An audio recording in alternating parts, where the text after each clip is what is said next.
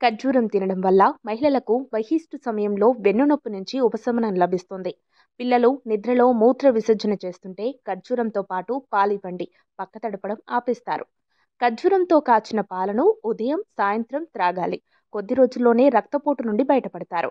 మీ BP నార్మల్లో ఉంటుంది. ఉదయం, సాయంత్రం 3 ఖర్జూరాలు తిన్న తర్వాత గోరువెచ్చని నీటిని తాగడం వల్ల మలబద్ధకం నుండి చక్కని ఉపశమనం లభిస్తుంది. తీపి పదార్థాలు, చక్కెర మొదలైనవి నిషేధించబడిన మధుమేహ రోగులు పరిమిత పరిమాణంలో ఖర్జూరం పాయసం తీసుకోవచ్చు. ఖర్జూరపు ముద్దలను కాల్చి బూడిద చేయండి. ఈ భస్మాన్ని గాయాలపై పూస్తే గాయాలు తొందరగా మానుతాయి. ఎండు ఖర్జూరాలను నెయ్యిలో వేయించి రోజుకు 2-3 సార్లు తీసుకుంటే దగ్గు నుండి ఉపశమనం కలుగుతుంది.